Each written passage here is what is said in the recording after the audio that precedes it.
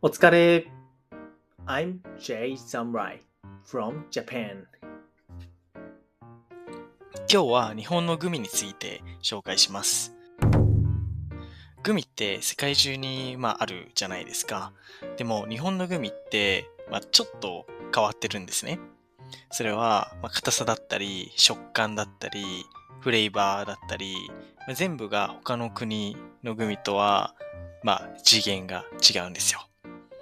今日紹介するのは日本で人気もあるし、私が本当に大好きな5つのグミを紹介します。全部コンビニやスーパーで買えるので、日本に来たらぜひ試してみてください。それじゃあ行ってみましょう。まず最初に紹介するのは、甘露のピュレグミです。これ2002年に発売されて、もう20年以上売り続けてるロングセラーなんですよ。当時、グミって子供の菓子というイメージが強かったんですけど、ピュレグミは大人の女性がカバンに入れていても恥ずかしくないグミを作りたいというコンセプトで作られたみたいです。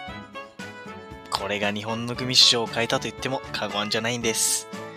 特に特徴としては、このハートの形がとっても可愛いんですよね。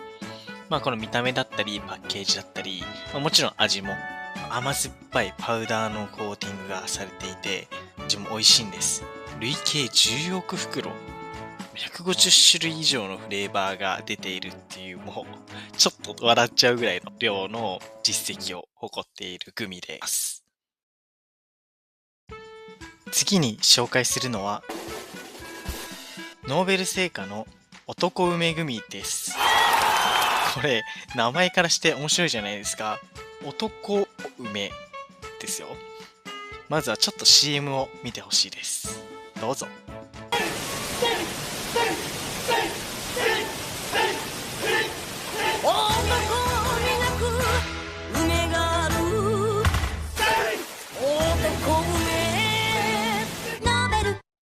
男梅っていうのは男の梅干しの様子でした。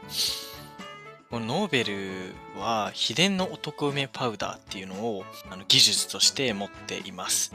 これを開発するのに約5年近く300回以上の試作を繰り返してやっと完成した商品みたいなんです。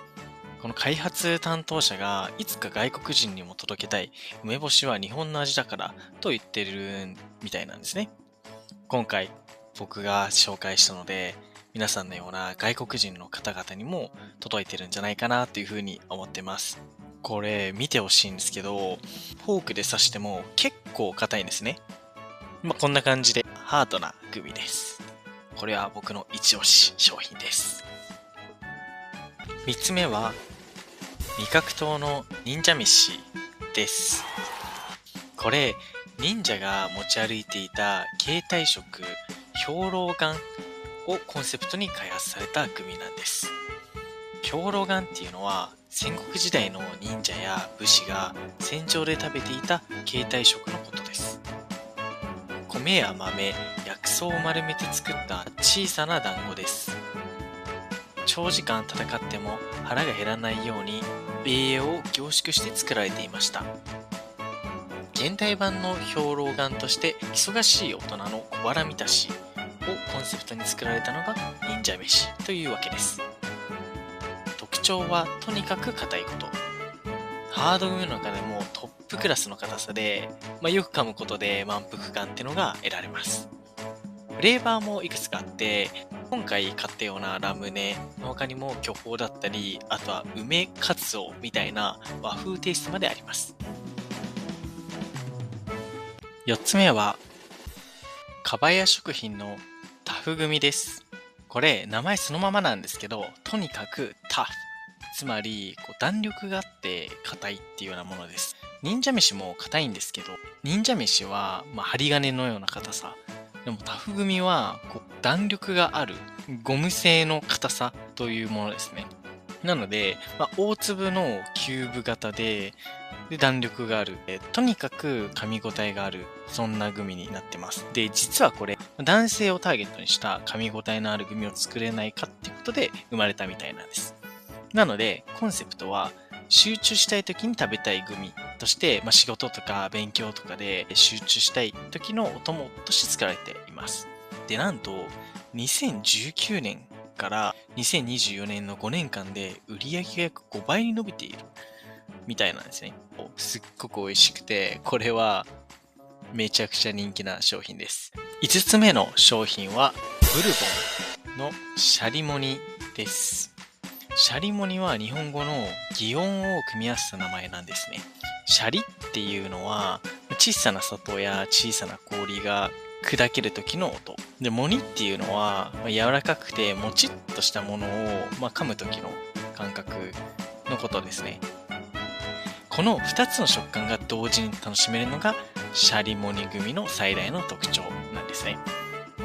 外側に甘酸っぱいパウダーがたっぷりまぶしてあって、それを噛んだ瞬間にシャリッとします。ただ、グミ自体はすごく柔らかいので、モニといった感覚を味わうことができるので、1種類だけの食感ではなくて、1粒なんだけど、2つの食感を楽しもうとする。はい。これで今日は5つの日本のグミを紹介してみました。ピュレグミ、男梅グミ、忍者飯、タフグミ、シャリモニ。どうですか？全部個性的すぎませんでしたか？フルーツ系とかだけじゃなくて、梅干しだったり、忍者、男性向け2つの食感と、それぞれにしっかりと明確なコンセプトっていうのがあります。それが日本のグミの面白い理由だと思っています。ただ甘いとかじゃなくて、食感、フレーバー、なんならウェブサイトの世界観まで全部こだわっている。日本に来たら、コンビニとかスーパー、いろんなところで購入することができるので、ぜひチェックしてみてください。どれが一番気になりましたか？コメントでぜひ教えてください。